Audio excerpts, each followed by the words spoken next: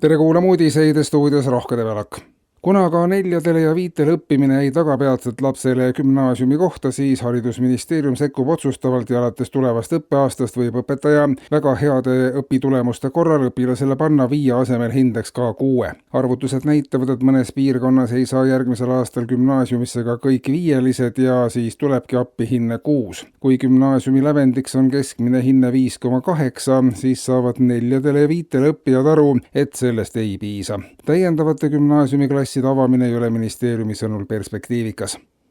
Mitmed kohalikud omavalitsused on aga kaalumas suveperioodiks, kui lasteaiad puhkusele lähevad, vanemate aia avamist. Kui lapsed enam lasteaias ei käi, on vanematele vaja kohta, kus tööd teha, keskenduda, puhata. Nii mõneski kohalikus omavalitsuses hakkavad vanemate aiad töötama samades ruumides, kus enne lasteaedki. Ka kasvatajad on samad, mõned vanemad saavad nii kokku ka oma kunagiste kasvatajatega. Vanemate aia kohatasu on siiski mõnevõrra kallim, täpsem hinnakiri on koostamisel.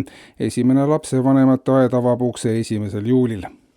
Valitsuses oli eile aga nõupidamine, millel arutati peamiselt võimalusi hoida eelarve tulevikus tasakaalus ning sellise suuna mõju riigi elanikkonnale. Katsetused näitavad, et kui ülekaalus on suhtumine hoida eelarve tasakaalus, siis kodanikud on pikemas perspektiivis alakaalus. Kui aga tasakaalus eelarve asendada ülekaalus eelarvega, siis on elanikud tasakaalus, rahandus aga alakaalus. Tasakaalus eelarve asendamine alakaalus eelarvega aga annab kõige positiivsemaid tulemusi. Eelarve alakaalus, rahandus ülekaalus, inimesed kaaluta olekus. Milline arengustsenaarium on Eesti õige tee ja valik peaks selguma lähiaastatel?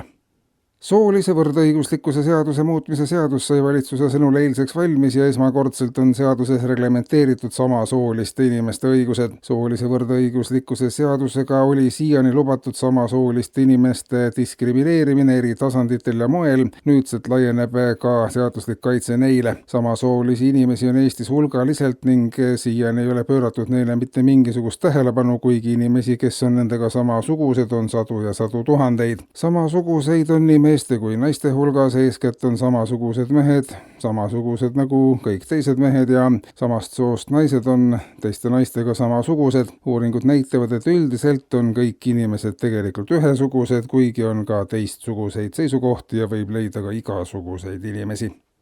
Ning Rahandusministeerium on koostanud uue maksuprojekti, mis peaks lõpetama kired kõikide teiste maksude tõstmise või langetamise ning uute maksude väljatöötamise ümber.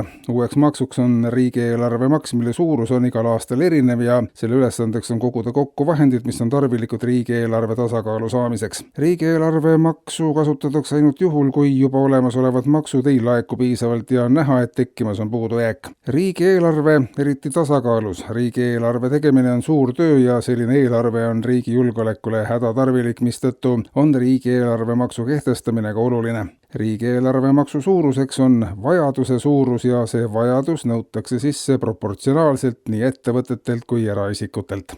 Eetris olid uudised.